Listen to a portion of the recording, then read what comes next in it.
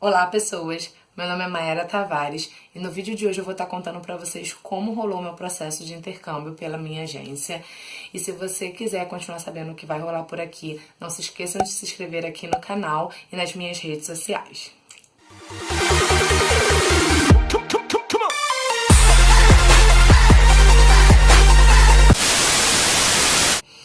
Então, eu comecei a pesquisar sobre au pair em setembro do ano passado. Assisti muitos canais no YouTube, grupos no Facebook, entrei no site da própria Cultura que é para me informar. E oficialmente eu comecei o processo com eles em dezembro. Como funciona o processo? Você vai entrar no site e eles já te pedem para você ir montando o seu application. Eu sou a pessoa mais organizada do mundo, eu acho, né?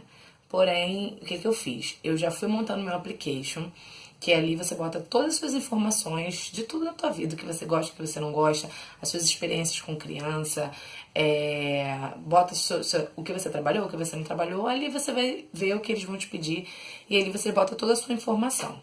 Depois disso, eu entrei em contato com eles, eles me mandaram um e-mail com um link no qual você assiste uma palestra informativa. Tudo começa com uma palestra informativa. Nessa palestra informativa, ali elas vão te informar como funciona o processo do au pair. Você vai pegar e vai assistir, vai entrar, vai se logar e vai assistir. E ali a menina vai contando tudo, como é que funciona pela Culture Care e como é o processo de au pair. Após isso, elas te ligam, né? E nesse contato, elas já perguntam a você quando você quer marcar a sua entrevista. Eu não quis marcar minha entrevista logo de imediato, porque o meu inglês era bem ruim. Na verdade, não é que ele era ruim, mas, tipo assim, eu não tava confiante quanto ao meu inglês. E eu preferi esperar um mês para eu poder me organizar, estudar e depois fazer a oficial entrevista. E aí eu marquei para fevereiro. Eu fiz a palestra em dezembro, fiquei o mês de janeiro estudando e em fevereiro eu fiz minha entrevista. Aí eu vou contar pra vocês como eu me preparei. Quando eu fui pesquisando, né, eu vi que tinham possíveis perguntas que poderiam cair nessa tal entrevista. E ali eu relacionei o que eu achava que ia cair, né, foi bem sorte, não sei. E estudei, montei, peguei aquelas perguntas que todas são em inglês e eu montei as minhas próprias respostas, também em inglês. No caso, as respostas que eu daria pra gente assim que ela me perguntasse. E ali eu estudei basicamente meu mês de janeiro inteiro. Eu ia trabalhar, tirava uma hora no meio do caminho estudando.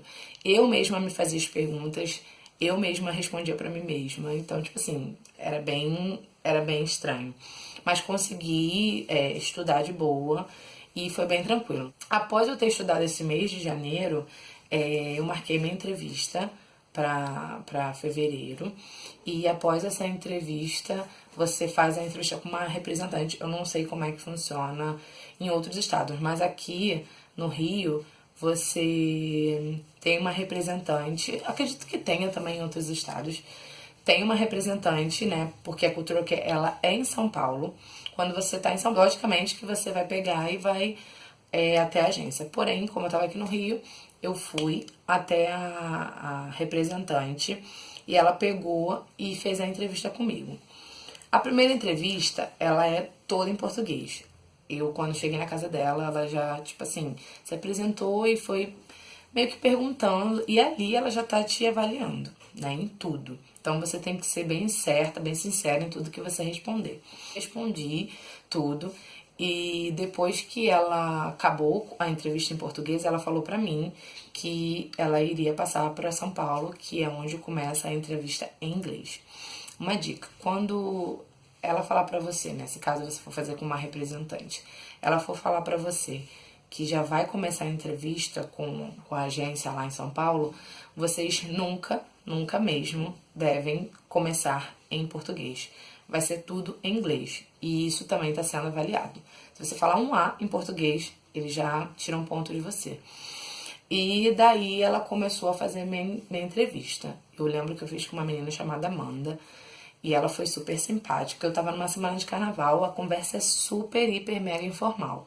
Ali ela vai, tipo assim, te avaliando e também vai te perguntando as coisas que ela quer fazer. As perguntas que ela quer fazer. E eu fui E ela foi me perguntando, e ela já perguntando em inglês, né?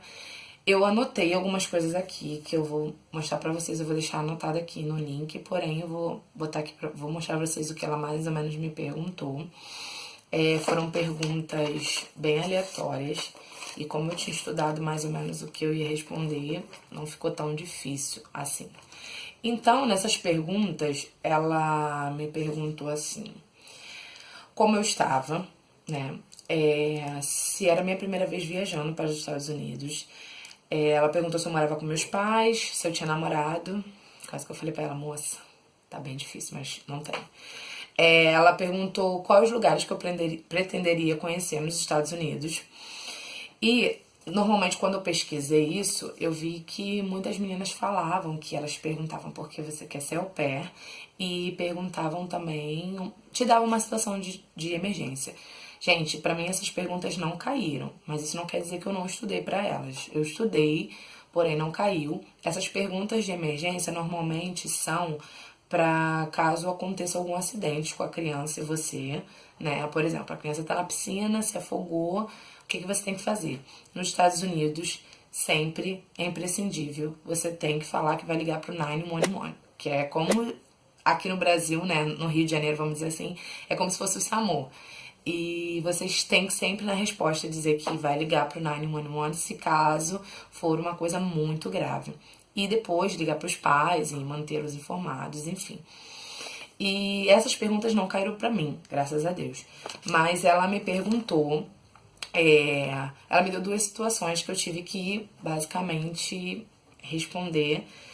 E uma delas foi: se caso o pai e os meninos gostassem de você e a mãe não, o que você faria pra resolver essa situação? Eu não lembro muito bem, né, como eu respondi, mas eu acho que eu falei pra ela que eu ia conversar com a mãe no particular e dizer pra ela que eu tava ali por conta do intercâmbio, que eu não queria brigar com ninguém, enfim. Foi uma coisa dessa que eu botei lá na hora. E a segunda situação que elas perguntam sempre é se a gente já passou por uma situação difícil na vida. Uma coisa que a gente achou que não fosse sair, uma coisa complicada que você tenha passado na vida. Na época eu respondi que foi a morte da minha avó, mas eu nem sei porque eu respondi isso. Mas enfim, foi o que veio na cabeça na hora e eu respondi. E após isso, né, eu me despedi, acabou toda a entrevista e basicamente você tem até 2 dias pra ter a resposta. Porém, tem meninas que eu já ouvi falar que tiveram mais tempo. E no dia seguinte eu tive a minha resposta, eu tinha sido aprovada e eu fiquei muito feliz.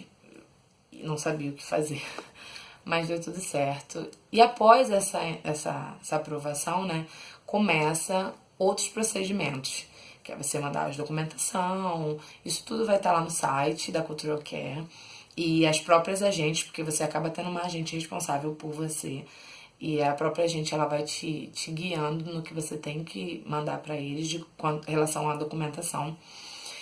E depois desse lance dos documentos, eu fiquei online, né, pela agência.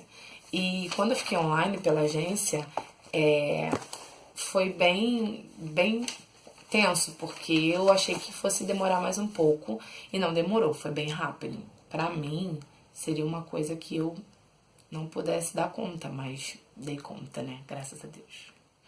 Uma dica que eu dou pra vocês é quando vocês forem começar a se programar para ser au pair, é tentar se programar o máximo possível, né? Eu comecei a me programar em setembro do ano passado, porém algumas coisas eu já tinha, né? Eu já tinha a mala, eu já tinha a CNH, que é a carteira de habilitação, eu já tinha as horas comprovadas, né? Trabalhadas com criança, que você tem que ter no mínimo 200 horas trabalhadas. E você tem que ter de 18 a 26 anos, tá? Pra mulher. Pra homem, eu não lembro. Mas lá no site deve ter também.